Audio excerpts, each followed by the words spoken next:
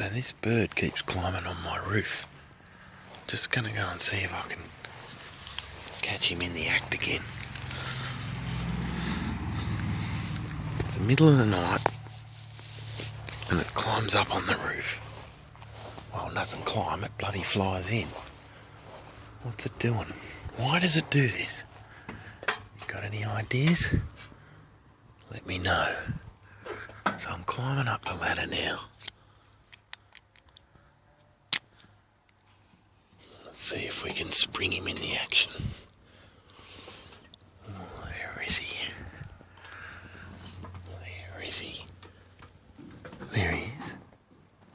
See him? Why? What are you doing, Plover?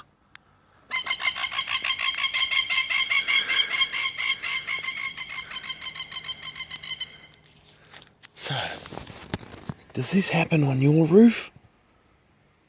Weird shit.